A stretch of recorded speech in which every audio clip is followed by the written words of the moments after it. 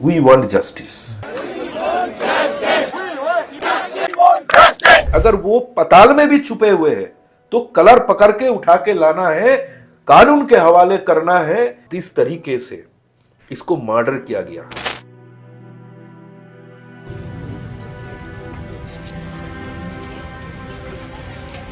कि ये केवल एक मर्डर नहीं है, ये एक मैसेज भी है। हमारी बेटी की जो मौत हुई है उसको ऐसा कुछ जानकारी मिल गई तो ये सब घिनौने काम जिन लोगों ने मिलके कर रहे थे उन लोगों के लिए ये बेटी खतरा बन गई। और उसकी जो आवाज है और वो आवाज को एकदम पूरे तरह उसको दबाने के लिए ये मर्डर किया गया। कि भाई ये प्रयास अगर कोई करेगा RG Kar medical college and hospital में बैठ के, उसका हालत ये जैसा होगा। इस मामले में सबसे इंपॉर्टेंट एविडेंस क्या थी? वो बॉडी थी और कुछ नहीं है, एविडेंस नहीं है हमारे पास। वही पुलिस जिसके पास ये इंटेलिजेंस इंफॉर्मेशन नहीं थी कि भाई 1000 के ऊपर जो है उपद्रवी वहां पे आने वाले हैं, वो वही पुलिस है जिसके पास ये इंटेलिजेंस इनपुट आ गया कि वो मैच में कुछ गड़बड़ होने वाला है। भाई कलकत्ता पुलिस आपकी प्रायोरिटी क्या है? हम पुलिस पे सवाल तो उठा रहे हैं, लेकिन ये भी तो ध्यान देना चाहिए कि ममता बनर्जी सिर्फ मुख्यमंत्री ही नहीं, वो गृह मंत्री भी हैं, स्वास्थ्य मंत्री भी हैं। क्योंकि ये संदीप घोष जो है ये एक अपराधी है।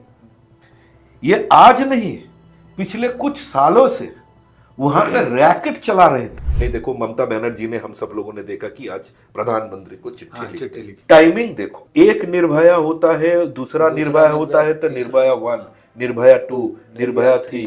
भाई ये कब तक गिनेंगे हम कि इंटेंशन फिर क्या है? साजा दिलवाना इंटेंशन है या फिर कुछ छुपाना इंटेंशन है? जो वहां के पूर्व प्रधानाचार्य थे संदीप घोष, वारदात के दूसरे दिन ही उनको दूसरे जगह नियुक्ति मिली। इसको तो रिवार्ड मिल गया, इसको तो पुरस्कार मिल गया, इसको तो गोल्ड मेडल दे दिया। राजधर्म का पालन करिए। आप तो भरोसा गिरा दिया। बंगाल में मैंने 25 साल पत्रकारिता किया। उस दिन बंगाल में जो मैंने देखा वो ये 25 साल का जो अनुभव है मेरा, मैंने कभी नहीं देखा।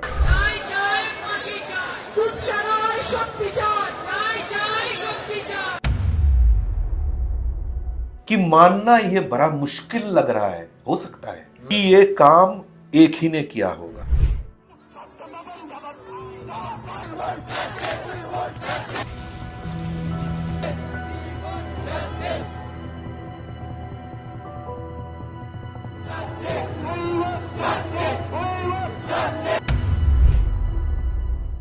कोलकाता में 31 साल की ट्रेनी डॉक्टर के साथ रेप और मर्डर के वारदात के बाद पूरे देश में आक्रोश का माहौल है।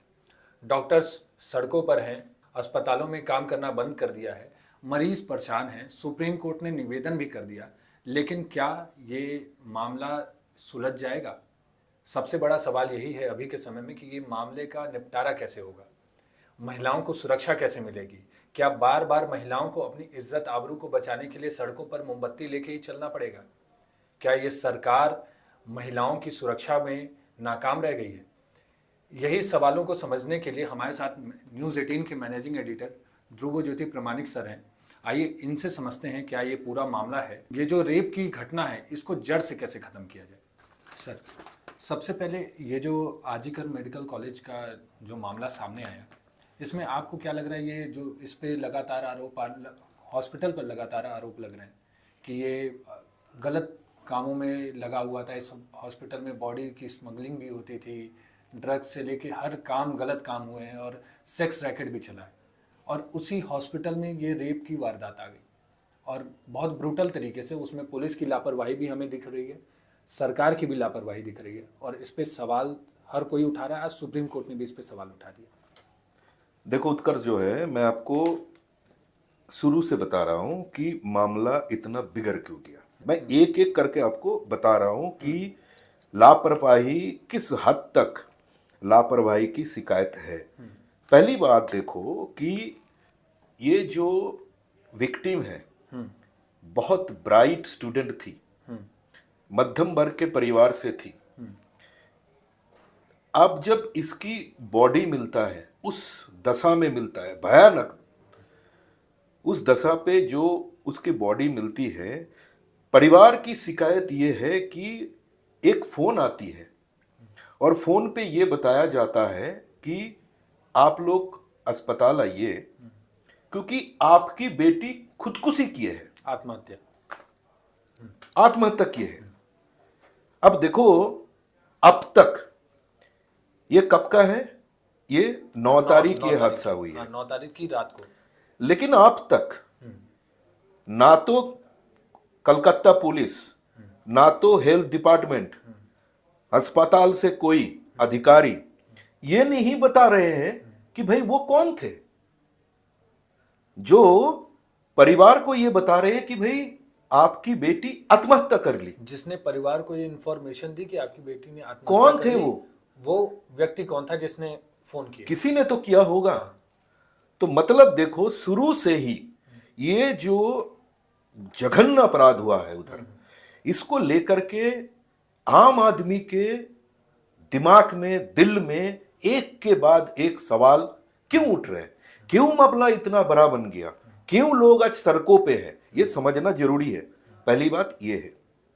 दूसरी बात, जो सुप्रीम कोर्ट, जो हमारे देश के प्रधान विचारपति चीफ जस्टिस खुद जो ये सवाल उठाए हैं कि भाई ये घटना किधर घटी है? एक सरकारी अस्पताल में। ये बॉडी को किन लोगों ने पहले बार देखा? कुछ डॉक्टर्स ने देखा। कैसे वो बॉडी वहां पे पड़े हुए थे? जो इंक्वेस्ट रिपोर्ट मैंने पढ़ा, सूरत हाल जो मैजिस्ट्रेट के आंखों के सामने जो मैजिस्ट्रेट ने नोट किया उसमें, यस, उसमें 15 इंजुरी मार्क है, पूरे शरीर में इंजुरी मार्क है, 15 इंजुरी मार्क है। उससे एकदम सही ये पता चलता है कि भाई इसके साथ बलात्कार हुआ है, इसके साथ जबरदस्ती हुआ है और इसको मर्डर किया गया है, मारा गया। और सारे डॉक्टर लोग देख रहे। ना तो प्रिंसिपल, ना तो वो सरकारी अस्पताल और मेडिकल कॉलेज आरजी कर, उसका सुपर, डेप्यूटी सुपर, मतलब जो लोग पेरेंट्स है वो अस्पताल का, जो वो अस्पताल का अभिभावक है, उसकी बेटी की मौत हुई है, तो उन्होंने कोई कंप्लेन नहीं लिखती है, कोई कंप्लेन नहीं है। आपके आंखों के सामने एक शव जो पड़े हुए हैं, जिसके शरीर में 15 जो है इंजुरी मार्क है। सबसे बड़ी बात क्या है कि ये बेटी जिस जो मैट्रेस के ऊपर इसकी बॉडी मिली, वो मैट्रेस खून से एकदम जो है सना हुआ था, एकदम सना हुआ था। तो इसमें समझ में आ रहा है ना कि भाई ये it's a simple case of murder. UD case होते हैं, फिर लापरवाही की शिकायत। मैं तीसरी बात बता रहा हूं, पेरेंट्स लोग जब अस्पताल पहुंचते हैं, उन लोगों को 3 घंटे तक, मैं समझ लो कि मैं उसका बाप हूं, मेरी बेटी की मौत हो गई है, मुझे पता है, मैं अस्पताल पहुंचा और 3 घंटे तक वो पिता को, माता को, अपनी बेटी को देखने तक नहीं दिया। क्यों नहीं देखने दिया? इसीलिए ना लोग आज सड़क पर उतरे हैं और सवाल पूछ रहे हैं कि भाई आप लोग क्या छुपाने का कोशिश कर रहे थे? क्यों माता पिता जब पहुंचते हैं अस्पताल, क्यों आप तुरंत क्यों नहीं लेके जाते हैं? क्यों नहीं दिखाते हैं? उसको तो पता चल ही गया है कि बेटी और नहीं है, बेटी की मौत हो गई है, देखने क्यों नहीं दिया? सवाल उठता है, लोग सवाल पूछ रहे। चौथी बात, वो जो पोस्टमार्टम हुआ, कहां हुआ है?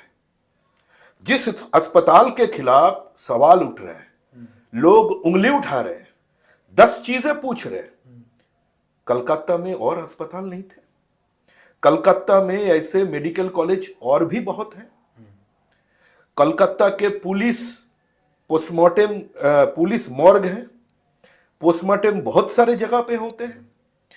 जिस अस्पताल में ये भयानक जघन्य अपराध हुआ है उसी अस्पताल में, तब तक ये जो प्रिंसिपल जिसके खिलाफ सारे सवाल उठ रहे हैं अभी, जिसका जिक्र किया था, संदीप घोष, जिसका जिक्र कर रहे थे आप, उसी के नेतृत्व पे जो कॉलेज, जो मेडिकल कॉलेज है, आप लोग उधर ही पोस्टमार्टम करवा दिया। क्यों? लोग वही पूछ रहे। तो मेरा कहने का मतलब यह है कि भाई एक के बाद एक आपने ऐसा कुछ नहीं किया, ना तो अस्पताल अथॉरिटी, ना तो पुलिस, ताकि अदालत जो बोलते हैं ना कि भाई राजधर्म का पालन करिए, ऐसा कुछ करिए कि लोगों के भीतर जो कॉन्फिडेंस है उसको बरकरार रखो। आप सरकार के प्रति भरोसा आप तो भरोसा गिरा दिया, एक के बाद एक लापरवाही, फिर वो पोस्टमार्टम उधर होता है। फिर देखो, तब तक जो है सारे कलकत्ता में लोग गुस्से पे सड़क पर उतर गए थे। परिवार के लोग 10 सवाल उठा रहे हैं। अगर सरकार, पुलिस अपने आप को ट्रांसपेरेंट रखने का कोशिश किए होते तो हम क्या देखते हैं, ऐसे बॉडी को प्रिजर्व किया जाता है, क्योंकि मामला तब तक उस जगह पर पहुंच गया कि अदालत में पहुंचने वाली थी, 10 पीआईएल होने वाली थी। वही हुआ। नेक्स्ट डे सुबह कलकत्ता हाईकोर्ट में इस मामले की सुनवाई होती है। Public interest litigation, 10 public interest litigation, मेरा संख्या अभी मैं बता नहीं पाऊंगा, लेकिन एक से अधिक पब्लिक इंटरेस्ट लिटिगेशन हो गई तब तक। तो ये बॉडी को प्रिजर्व करना चाहिए था। क्यों? ये समझना बहुत जरूरी है कि ये जो जघन्य अपराध हुआ है, इसको अगर कंक्लूजन तक मैं लेके जाना चाहता हूं, इसके पीछे एक आदमी है, 2 आदमी है, एकाधिक आदमी है, इसको मैं जांच के दौरान इसको मैं सामने लाना चाहता हूं, तो मुझे एविडेंस चाहिए। और इस मामले में सबसे इंपॉर्टेंट एविडेंस क्या थी? वो बॉडी थी। तो ये बॉडी को प्रिजर्व करना चाहिए था। सर, बॉडी भी, जो बॉडी के आसपास का लोकेशन था, वो भी शायद उससे भी छेड़छाड़ की गई। वही वो शिकायत है, सारे शिकायत है। अभी सीबीआई जांच चल रही है, क्योंकि हाई कोर्ट के आदेश पर सीबीआई ये जांच अभी कर रही है, और हाई कोर्ट के नजर में ये जांच चल रही है। मतलब ये कोर्ट मॉनिटर्ड इंक्वायरी इन्वेस्टिगेशन हो रही है, ठीक है। और कोर्ट में एकदम जो है पीरियोडिकल रिपोर्ट जमा करना पड़ेगा सीबीआई को। तो फिर आप जो है तुरंत उसको क्रिमेशन खत्म कर देते हो। तो मतलब क्या हुआ कि सबसे इंपॉर्टेंट एविडेंस जो है वो अभी कोई जो है इन्वेस्टिगेटिंग एजेंसी के सामने नहीं है। अभी मामला जो है कुछ सर्कमस्टेंशियल एविडेंस, कुछ forensic evidence, DNA test report, इसके आधार पर ये इसका जो है ट्रायल होगा। सर, तो ये वही रिपोर्ट हुए जो आरजीकर मेडिकल कॉलेज में वो पोस्टमार्टम और उन समय हुए थे। सीबीआई के पास भी वही रिपोर्ट होंगे तब बॉडी के। एकदम, और कुछ नहीं है, एविडेंस नहीं है हमारे पास। एविडेंस मतलब अब कुछ नहीं बचा, कुछ नहीं है। अभी जो है इसके बाद क्या शिकायत है, लोग क्यों गुस्से में आ गया, आप सब जानते हैं कि कलकत्ता के हमारे एक जो बेटी है, उन्होंने सोशल मीडिया में एक पोस्ट करती है और बोलते हैं कि आइए रास्ते पे उतारिए, ये समय बड़ा भयानक है, हमें खुद को, अपने आप को प्रोटेक्ट करना पड़ेगा। भाई, आम आदमी को प्रोटेक्ट करने का दायित्व तो किसके ऊपर है? रिक्लेम द नाइट वाला जो किसके ऊपर है? सरकार के ऊपर है। सरकार के ऊपर। हम सरकार को क्यों चुनते हैं? कि सरकार संविधान के तहत हमें प्रोटेक्शन देंगे, और मेरा जो संविधान का जो दिया हुआ अधिकार है, राइट टू लाइफ, जिंदगी जीने का जो अधिकार है, वो एंश्योर करने का दायित्व किसका है? सरकार का। तो जब सरकार फेल करती है, शिकायत ये है, तब वो लड़की ये क्लैरियन कॉल देती है, फेसबुक में पोस्ट कर देती है कि आइए कि द इंटरवेनिंग नाइट ऑफ, जब फ्रीडम एट मिडनाइट Midnight। जैसे हम मनाते हैं, वैसे हम reclaim the night Reclaim the मनाएंगे। night। ये रात हमारी है इस पे। उत्कर्ष, तुमको याद होगा कि तुमने मुझे ये एक सवाल पूछा था कि मैंने ऐसा लिखा था मेरा सोशल मीडिया हैंडल में कि बंगाल में मैंने 25 साल पत्रकारिता किया। मैंने बंगाल में बहुत सारे सोशल मूवमेंट देखा पत्रकार होने के नाते। उस दिन बंगाल में जो मैंने देखा वो ये 25 साल का जो अनुभव है मेरा, मैंने कभी नहीं देखा। क्यों मैं बोल रहा हूँ, बंगाल में ऐसे सोशल मीडिया, ऐसे सोशल मूवमेंट मैंने बहुत देखा, लेकिन वो ना कलकत्ता तक सीमित होते थे और वो टिपिकल जो एक है ना, वो एक एलिट अर्बन टाइप का मूवमेंट हुआ करते थे। लेकिन ये पहली बार मैंने देखा कि कलकत्ता छोड़ो, कलकत्ता पार करके हर एक डिस्ट्रिक्ट में हुआ, हर एक टीयर 1, टीयर 2, टीयर 3 सिटी में हुआ, हर एक छोटे छोटे शहर में हुआ, गांव देहात में हुआ। हर एक घर तक में हर कोई लोगों की गुस्सा किस हद तक पहुंचने से लोग ऐसे एक सोशल मीडिया पे एक पोस्ट देख करके लोग ऐसे रास्ते पे उतर आते हैं। लेकिन फिर लापरवाही देखो, उसी रात क्या हुआ हम सब देखा, पूरे देश देखे हैं, पूरे दुनिया देखे हैं, क्योंकि सारे दुनिया से सवाल उठ रहे हैं, पूरे देश से सवाल उठ रहे हैं, भाई बंगाल में क्या हो रहा है, कलकत्ता में ये क्या हो रहा है। उस रात तो सब कुछ जगा हुआ था, सब लोग उसी को वेट ही कर रहे थे। जिस अस्पताल में ये जघन्य अपराध होता है, जब इन्वेस्टिगेशन में ये कहा जाता है, लीगल जो एसओपी है, ये कहा जाता है कि भाई it is the duty of the investigating agency to protect the PO. मतलब क्या है, प्लेस ऑफ ऑकरेंस, क्योंकि एविडेंस वहीं पे छुपे हुए हैं। एक बार नजर पे नहीं आया, दूसरे बार जाओ, तीसरे बार जाओ, क्योंकि अपराधी क्या करते हैं, ये जो है एक टिपिकल क्रिमिनल साइकोलॉजी होता है क्रिमिनल माइंडसेट कि अपराधी उसका कुछ ना कुछ निशान तो छोड़ के आते हैं। तो वो प्लेस ऑफ ऑकरेंस बहुत इंपॉर्टेंट, वो बहुत ही इंपॉर्टेंट मायने रखते हैं। तो हम लोगों ने क्या देखा, 1000 के ऊपर हुलीगन वो अस्पताल में हमला करते हैं, रात के अंधेरे में तोड़ फोड़ करते हैं, और वही place of occurrence seminar hall, chest medicine का जो सेमिनार हॉल जहां से ये हमारी बेटी को लाश बरामद होती है, वहां तक पहुंचने का प्रयास करते हैं, फिर रुकते हैं। पुलिस कहीं पे नहीं थे। ये शिकायत है कि भाई हमला जब हो रहा है तब पुलिस पहले भाग गया, उसके बाद फिर बड़ा पुलिस फोर्स वहां पे पहुंचती है और पूरे जो है एरिया को प्रोटेक्ट और वो सब ये सब काम किया। तो ये सवाल कलकत्ता हाईकोर्ट उठाते हैं, ये सवाल सुप्रीम कोर्ट उठाते हैं, और हमने क्या सुना, हमने ये सुना कि पुलिस कमिश्नर ऑफ कोलकाता ये प्रेस कॉन्फ्रेंस करते हुए बताते हैं कि हमारे पास इंटेलिजेंट इंफॉर्मेशन नहीं था। वही पुलिस जिसके पास ये इंटेलिजेंस इंफॉर्मेशन नहीं थी कि भाई 1000 के ऊपर जो है उपद्रवी वहां पे आने वाले हैं, हमला करने वाले हैं, वो वही पुलिस है जिसके पास ये इंटेलिजेंस इनपुट आ गया कि भाई डर्बी मैच जब संडे कलकत्ता में होने वाला था, मोहन बागान और ईस्ट बंगाल दोनों टीम के भीतर, जिसको लेकर के जो है बंगाल में बहुत सेंटिमेंट जुड़े हुए हैं।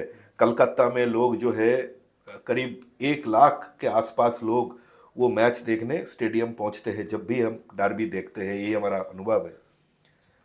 लेकिन पुलिस ने क्या बोल दिया कि इंटेल इनपुट है कि वो मैच में कुछ गड़बड़ होने वाला है, कुछ लोग जो है वो माहौल खराब करने का प्रयास करेगा, वहां पे प्रदर्शन करेगा। तो मैच को पुलिस बोलते हैं, विधाननगर पुलिस बोलते हैं कि भाई ये मैच में जो सिक्योरिटी देना चाहिए ये हमारे पास नहीं है, तो ये मैच बंद कर दो। तो मैच बंद हो जाता है। फिर लोग फिर सवाल उठाते हैं कि अस्पताल को प्रोटेक्ट करने के लिए, वो पीओ को प्रोटेक्ट करने के लिए आपके पास पुलिस नहीं है, आपके पास इंटेलिजेंस इनपुट नहीं है, लेकिन ये मैच में कुछ लोग प्रदर्शन कर सकते हैं, कुछ गड़बड़ कर सकते हैं, वो इंफॉर्मेशन है। सर उसके बाद तो कोई मतलब क्या है, लाठीचार्ज- सिलेक्टिव इंटेलिजेंस इनपुट आपके पास है, कुछ नहीं है और कुछ है। तो ये भी लोग ये भी सवाल उठा रहे हैं, और ये सवाल अदालत भी उठा रहे हैं कि भाई, सुप्रीम कोर्ट ये सवाल उठाते हैं कि चीफ जस्टिस ऑफ इंडिया कहते हैं कि मुझे समझ में नहीं आ रहा है कि कलकत्ता पुलिस क्या कर रही थी, प्लेस ऑफ ऑकरेंस जो है उसको भी प्रोटेक्ट नहीं कर पाया। ये क्या चल रहा है? ये मैं नहीं, आप नहीं, बंगाल के आम आदमी नहीं है, पूरे देश के आदमी नहीं है, खुद हमारे देश के चीफ जस्टिस उठा रही है सवाल। और इसका जवाब वही है जो पुलिस कमिश्नर साहब ने दिया। सर पुलिस कमिश्नर ने उस दिन जब रात में वो प्रेस कॉन्फ्रेंस कर रहे थे, उसमें उन्होंने मीडिया पे भी सवाल उठा दिया कि ये जो सारा प्रोपेगेंडा और ये जो सारे वॉयलेंस हुए हैं सिर्फ मीडिया के फेक न्यूज़ के कारण हुए हैं। मीडिया इसे गलत तरीके से दिखा रही है हम पे। और उन्होंने एक और चीज़ बोली कि सरकार पे और पुलिस पे भरोसा करें। लेकिन पुलिस और सरकार पे तो देखिए ये क्लियर चीज़ है कि वहाँ की जनता को और देश की भी जनता को भरोसा नहीं है। जो भी चीज़ें जैसे ईडी की जांच होती है तो ईडी पे हमला हो जाता है, सीबीआई आज तक वहाँ घुस नहीं पाती थी। अब पुलिस सीधे मीडिया पर सवाल उठा रही है, मतलब हम लोग पे सवाल उठाए कि ये हमारी गलती है कि हमने दंगे भड़काए उस प्रेस कॉन्फ्रेंस में। ये देखिए, ये नहीं होने से अच्छा होता। सवाल फिर उठाते हैं लोग कि भाई आपकी प्रायोरिटी क्या है? भाई कलकत्ता पुलिस आपकी प्रायोरिटी क्या है? आपकी प्रायोरिटी तो ये जांच करना है। आपकी प्रायोरिटी जो ये जघन्य अपराध किया है उसका जो अपराधी है उसको ढूंढ के निकालना है। एक है, इसके पीछे 2 है, 3 है, 10 है, कितने लोग हैं, उसको जो है अगर वो पताल में भी छुपे हुए हैं तो कलर पकड़ के उठा के लाना है, कानून के हवाले करना है। तो पुलिस की प्रायोरिटी क्या होनी चाहिए? यही चीज को जो है ना, आरोपी कौन है भाई, ढूंढो, अपराधी को निकालो, पाताल से निकालो, सड़क से निकालो, और उसको जो है अगर संभव है तो फांसी के फंदे में लटका दो। यही तो होना चाहिए था ना कानून के हिसाब से। अगर अदालत ये तय करते हैं कि भाई ये हीनियस क्राइम केवल नहीं है, ये rarest of the rare crime है, तो फांसी होगा, यही कानून बताते हैं। तो पुलिस वो प्रायोरिटी छोड़ करके, क्या पुलिस की ये प्रायोरिटी बन गई अननेसेसरी चीजों पे को 300 लोगों को बुलाओ।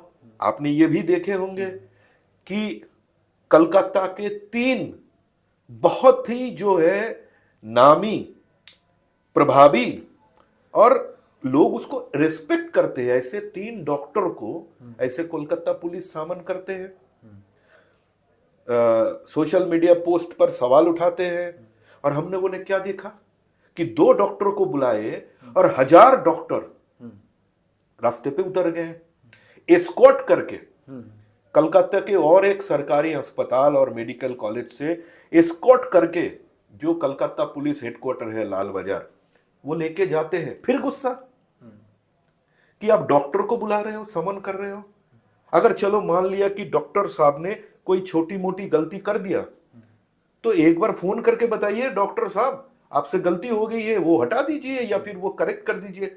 आप समन कर रहे हो तो वो समन कर रहे हो तो पूछताछ करोगे, तो आपका तो कोई समय जो है टाइम कंज्यूमिंग एक कुछ तो कर रहे हो ना।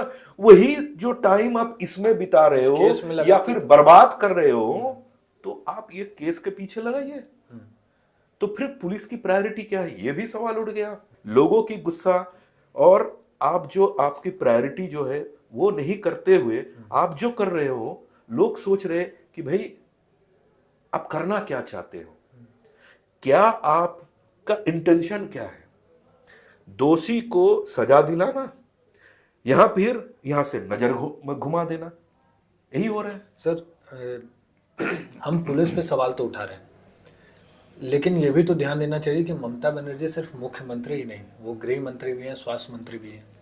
सारा चीज़, जितना भी काम, जितने भी पावर है, सब कुछ ममता बनर्जी के अंडर आती है। यहाँ तो सब कुछ ममता बनर्जी है, एक पूरा पावर। मैं निर्भया की माँ से बात कर रहा था, उन्होंने क्लियर कोट किया कि ममता बनर्जी एक दबंग महिला है, दबंग मुख्यमंत्री, दबंग महिला। जब सारी पावर, इतनी ज़्यादा पावर है आपके पास, सारा रूल रेगुलेशन है, तब तो इन पे भी सवाल उठते हैं ना। लेकिन सवाल किस बात पर? अगर मैं ये चीज का जिक्र करता हूं उत्कर्ष कि भयानक जो है आरोप है। किसके ऊपर भयानक आरोप है? ये जो भूतपूर्व जो प्रिंसिपल हुआ करते थे संदीप घोष, इसके ऊपर बहुत बड़ा इल्जाम लग जाते हैं। और वो कौन लगाते हैं? वो लगाते हैं अख्तर अली। कौन है अख्तर अली? अख्तर अली हेल्थ डिपार्टमेंट का एक बड़ा अफसर है। और ये वो अख्तर अली है जो वही RG Kar medical college and hospital में एक समय डेप्यूटी सुपर का दायित्व निभाया। सुपरिटेंडेंट का डेप्यूटी। यस, अभी वो हमारे बंगाल में और एक जो मेडिकल कॉलेज है मुर्शिदाबाद डिस्ट्रिक्ट में, Murshidabad medical college and hospital है, वहां पे वो डेप्यूटी सुपर का दायित्व निभा रहे हैं। तो ये कलकत्ता हाईकोर्ट पहुंचते हैं। ये अख्तर अली बहुत भयानक जो है शिकायत लेकर के कि और बोलते हैं कि हुजूर आप इस पर दखल दीजिए, क्योंकि ये संदीप घोष जो है ये एक अपराधी है। ये आज नहीं, पिछले कुछ सालों से वहां पर रैकेट चला रहे थे। किस किस चीज की लेकर के? पहला आरोप illegal management of dead bodies and violation of human rights. खतरनाक जो है इल्जाम लगाया। इसके ऊपर यह भी इल्जाम लगाया कि जो लावारिस जो डेड बॉडीज होते हैं, वो लावारिस डेड बॉडीज का जो कानून के तहत क्या किया जाता है कि एक समय तक अपेक्षा के बाद अगर कोई दावेदार नहीं है उसके, तो वो एकदम कानून के तहत उसका जो है क्रिमेशन होता है। इसके ऊपर क्या भयानक आरोप है?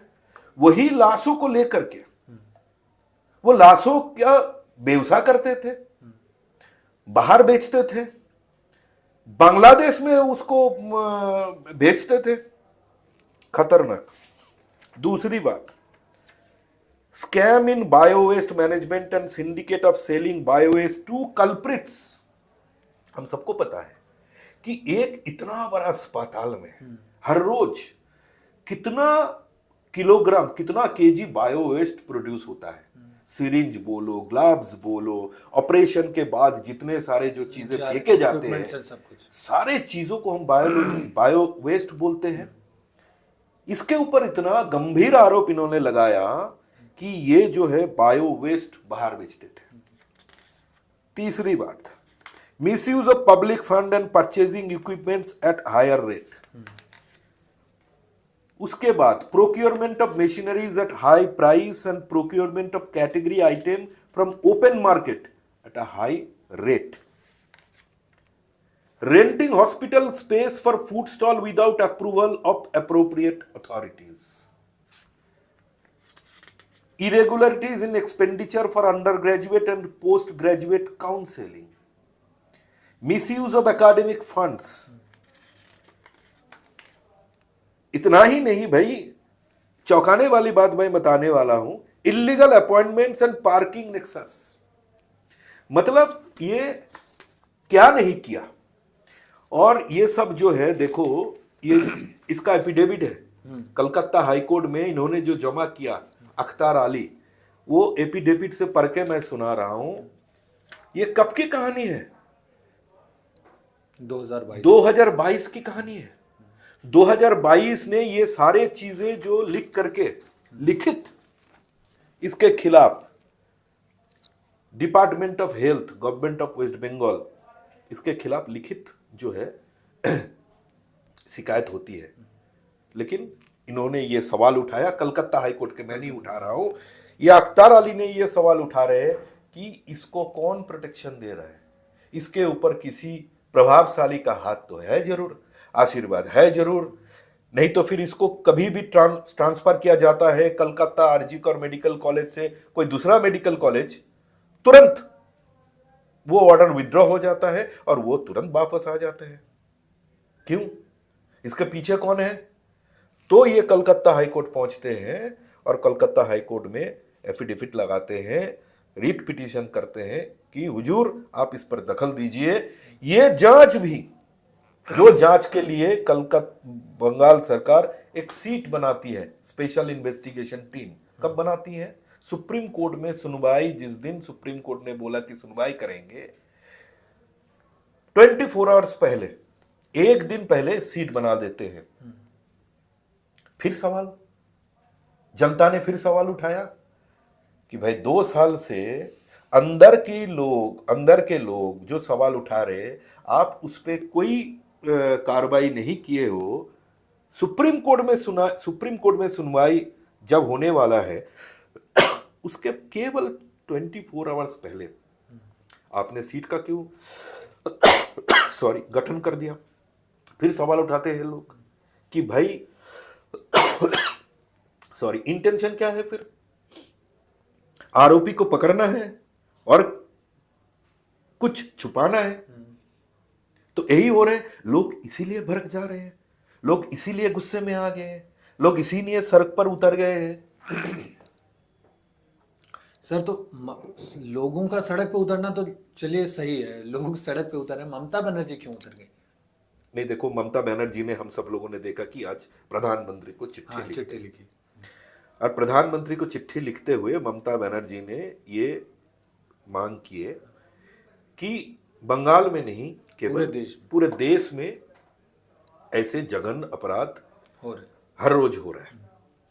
तो प्रधानमंत्री से मैं ये आग्रह करता हूं कि इसके खिलाफ सख्त से सख्त कानून बनाया जाए, और ताकि ये सब जघन्य अपराध जो अपराधी कर रहे हैं उसको इतना जबरदस्त साजा मिले ताकि दूसरा कोई ये चीज करने से पहले 10 बार सोचे। सवाल लेकिन ये है भाई, हम लोगों ने हमारे ये देश में निर्भया होते हुए देखा। उसके बाद कल आपने मुझे पढ़ के सुना रहे थे, कल ही शाम की बात अगर मैं करता हूं, कि एक निर्भया होता है, दूसरा निर्भया होता है, तो निर्भया 1, निर्भया 2, निर्भया 3। भाई ये कब तक गिनेंगे हम? ये कब तक गिनेंगे हम?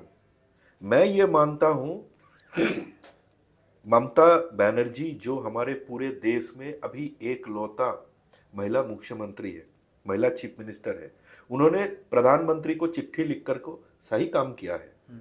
क्योंकि ये केवल बंगाल का समस्या है, ये बात नहीं है, ये पूरे देश में ये हो रहा है। ये तो नासूर है हमारे देश का, वो खत्म नहीं। लेकिन टाइमिंग देखो, फिर लोग सवाल उठा रहे हैं कि चीफ मिनिस्टर आपने सही कदम उठाया, लेकिन आप क्यों? बंगाल में बलात्कार, मर्डर की घटना ये पहली बार हो रहा है क्या? आप सत्ता पे आए हैं 2011 में, ये 2024, अब 13 साल सत्ता पे आप ही है, और लोग आपको प्यार से, दिल से बार बार चुन के ला रहे हैं। लेकिन आप अभी क्यों सोच रहे हैं कि इसके खिलाफ कदम उठाना चाहिए, ये बंद होना चाहिए, इसके खिलाफ इतना ही कड़ा साजा होना चाहिए कि लोग ये सब चीज करने से पहले 10 बार सोचेंगे?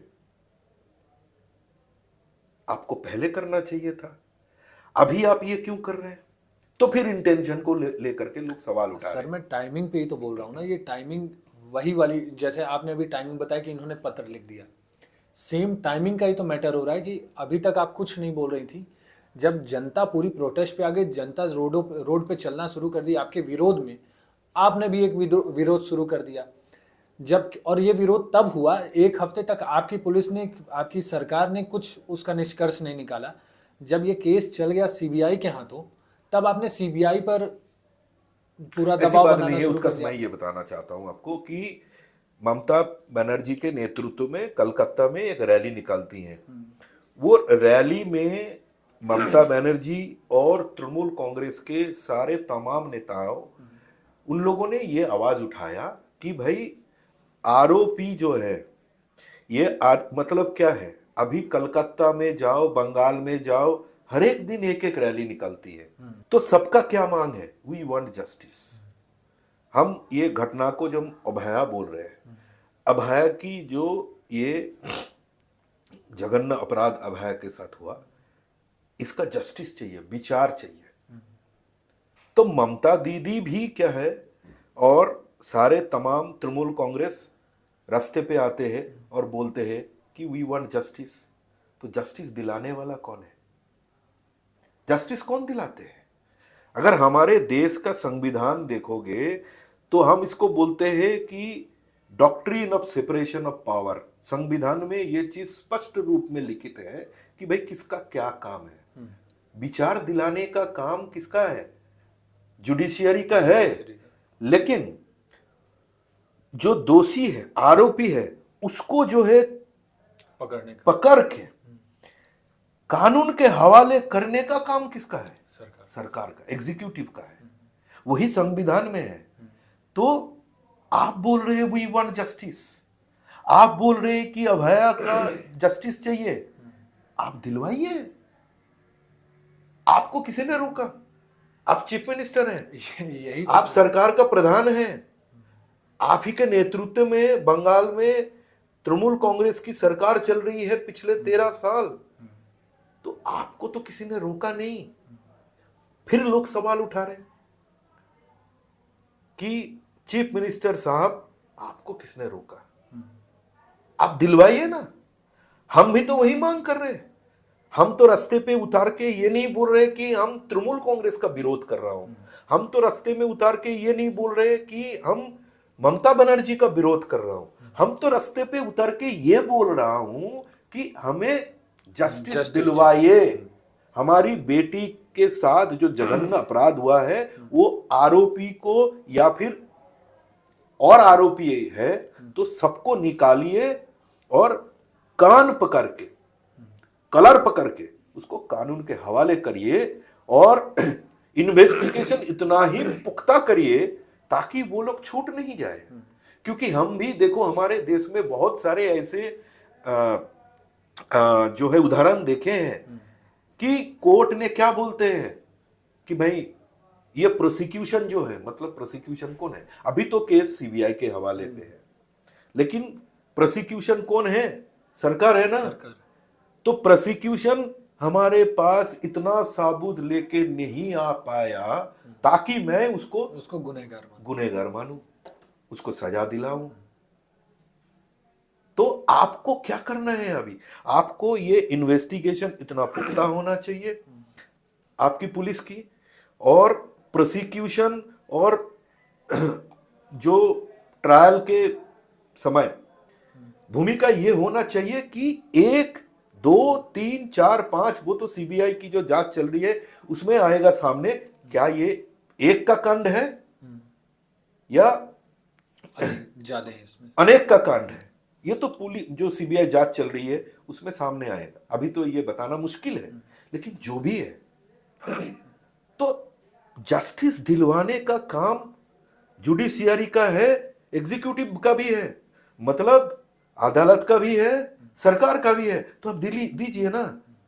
आप क्यों रास्ते पे उतार रहे हैं और बोल रहे हैं वी वांट जस्टिस?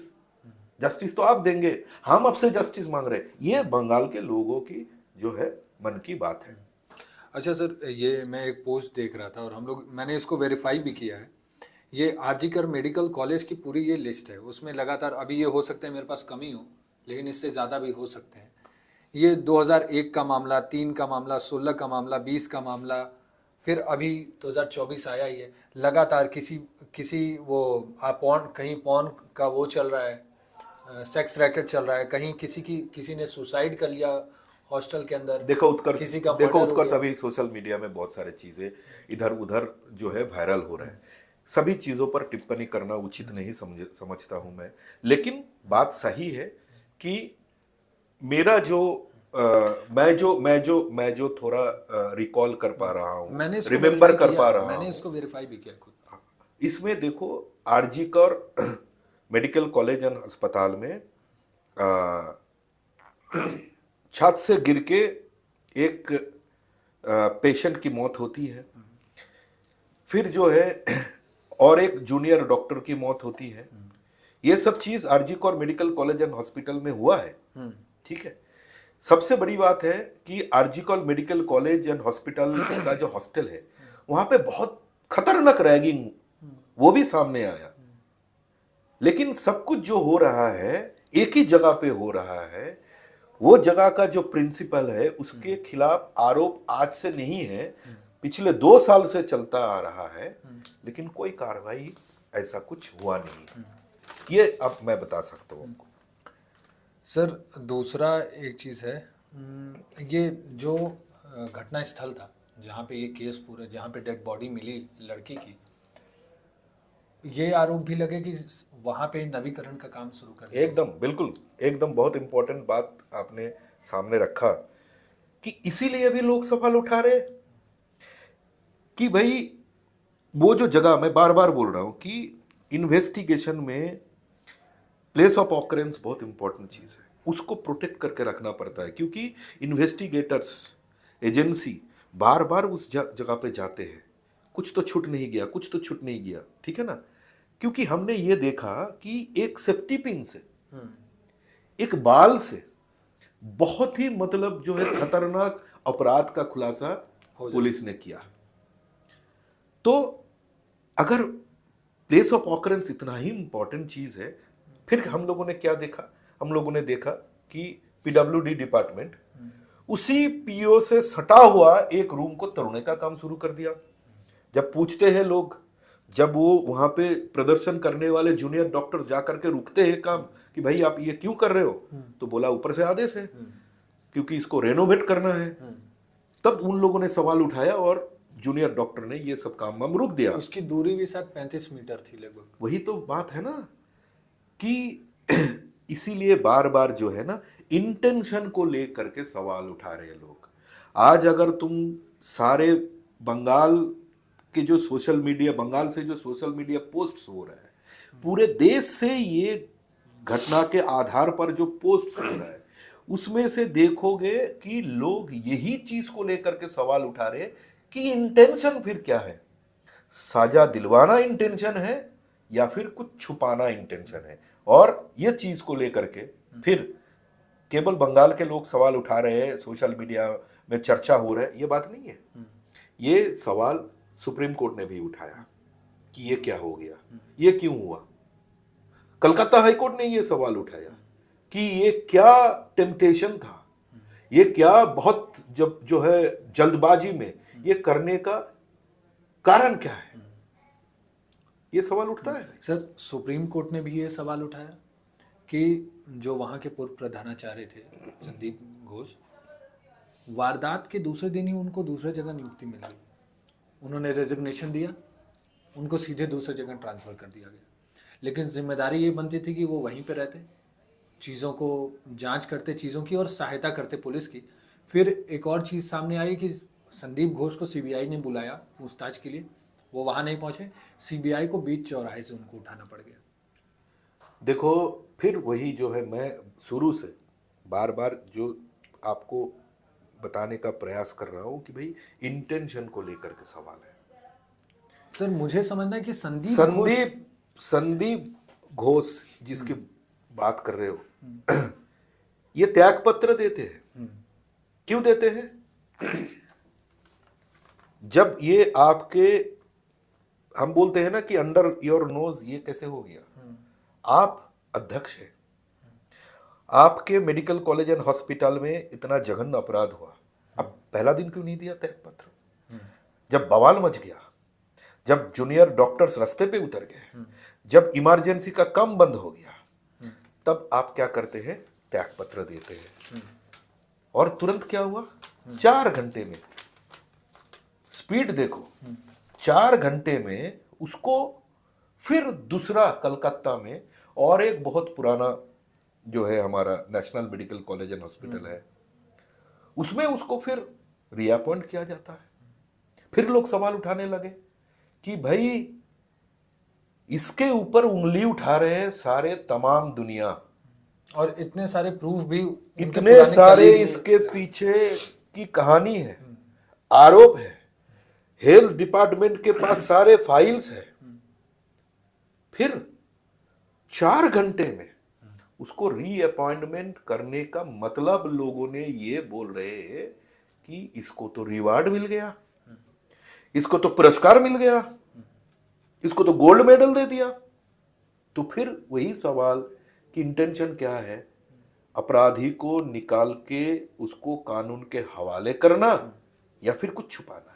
मेरा जो अनुभव है मैं आपको बता रहा हूं, ये अगर आप एक बार जो सूरत हाल रिपोर्ट अब पढ़ोगे खुद, अगर आप पोस्टमार्टम रिपोर्ट में क्या लिखा है ये अगर आप एक बार देखोगे तो, और कलकत्ता के जितने सारे सीनियर डॉक्टर्स हैं जिन लोगों से मेरी बात हुई है, सबका ये कहना है कि मानना ये बड़ा मुश्किल लग रहा है, हो सकता है मैं यही आपसे पूछने वाला था कि ये काम एक ही ने किया होगा, लेकिन जो लोग इस विषय पर एक्सपर्ट हैं इन लोगों का कहना है कि मानना बड़ा मुश्किल हो रहा है कि एक ने किया हुआ, ये कांड किसी एक का है।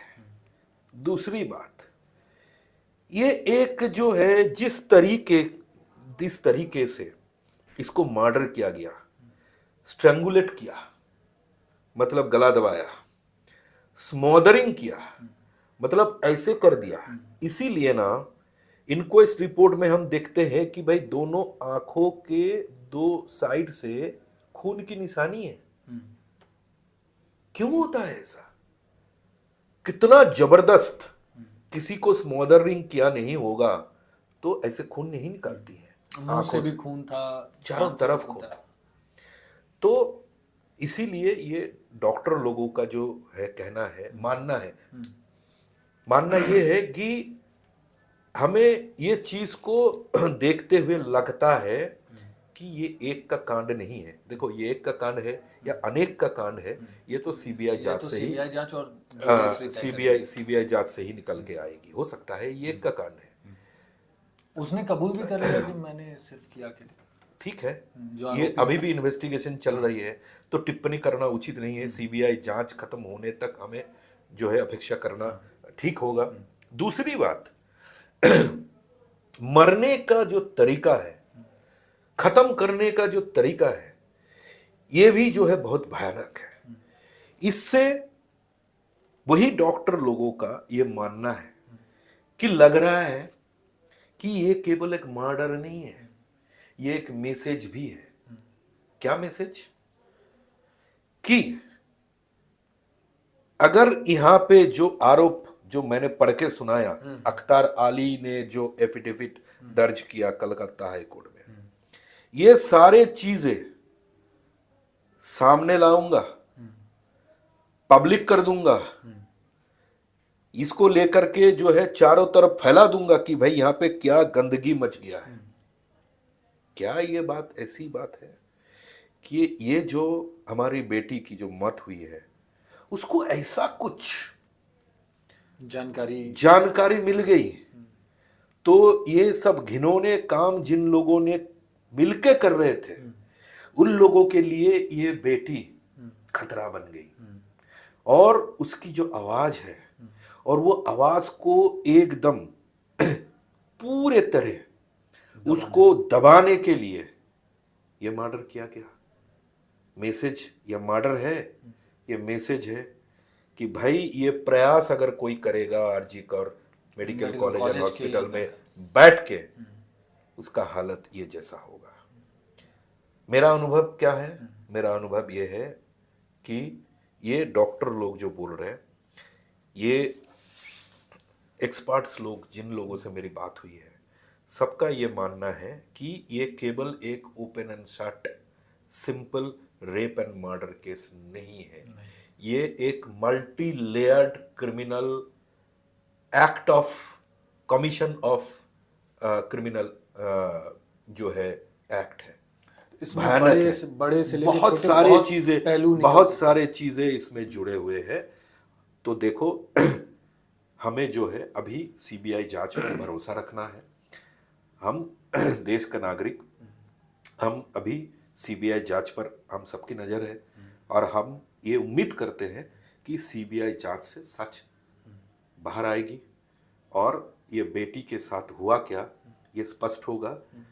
अपराधी एक है, अनेक है, सबको पकड़ा जाएगा और कानून के हवाले किया जाएगा और हमारे देश के जो जुडिशियरी है उसको सख्त से सख्त साजा दिलवाएगा, यही हम उम्मीद कर सकते हैं। सर एक छोटा सवाल कि जैसे ये मैं अब आपकी राय जानना चाह रहा हूँ, सिर्फ बंगाल की बात नहीं, पूरे देश की। जिस दिन ये हादसा आया 9 अगस्त की रात को, उसके बाद से रेप का ये जो मामला है बहुत तेज़ी से तूल पकड़ा और लगातार पंजाब हो, उत्तराखंड हो, उत्तराखंड में भी एक हमें गैंग रेप का मामला दिखा और लगातार ये मामले दिखते गए। फिर महाराष्ट्र में भी 2 छोटी बच्चियों के साथ ऐसा मामला सामने आया। आपको क्या लग रहा है इसमें, क्या सरकार की, पुलिस की कमियां हो रही है या इंसान के तौर पे लोग कम, हम जैसे देखो, लोग बहुत कमजोर हो बहुत जा रहे हैं? बहुत बहुत इम्पोर्टेंट बात आपने कहा उत्कर्ष, मैं यही बताना चाहूँगा। आज सुबह जो है महाराष्ट्र के हमारे साथी से मेरी बात हो रही थी और उन्होंने एक रिपोर्ट निकाला। जैसे अब महाराष्ट्र की जो घटना हुई है उसकी जिक्र किया, बदलापुर में हुआ, थाने से सटा हुआ जगह, जहाँ पे हम देख रहे हैं कि भाई स्कूल के भीतर किंडरगार्टन की 2 बच्ची के साथ सेक्सुअल अब्यूज की जो है शिकायत होती है। तब जो है हमारे साथी, हमारे न्यूज़ 18 लोकमत चैनल के जो हमारे साथी है, उन्होंने एक रिपोर्ट निकाला। वो पुणे का रिपोर्ट है। पुणे जिला में उन्होंने रिपोर्ट निकाल करके हमें भेजते हैं और हम देखते हैं। चौंकाने वाली बात यह है कि पॉक्सो के तहत जितने सारे केसेस अभी चल रही है, सारे केसेस में सबसे ज्यादा इन्वॉल्वमेंट कौन लोगों के हैं? वो परिवार के लोगों के होते हैं।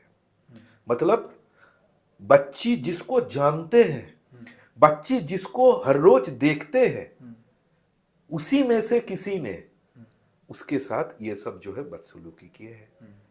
तब पॉक्सो के तहत जो है कार्रवाई हो रही है अभी। तो ये केवल सरकार का काम नहीं है, ये केवल पुलिस की काम नहीं है। ये आप कानून में बदलाव लाने से कुछ नहीं कर पाओगे। हम सब जानते हैं कि निर्भया कांड के बाद तब जो है हमारे सीआरपीसी और आईपीसी में बहुत सारा बदलाव लाया गया था, और खास करके जो गैंग रेप है, तब जो 376 आईपीसी हुआ करता था, उसमें बहुत सारे बदलाव लाया गया। लेकिन क्या बंद हुआ है? ये नहीं बंद हुआ है। तो हमारी सोच, सबकी सोच, उसमें बदलाव लाना पड़ेगा।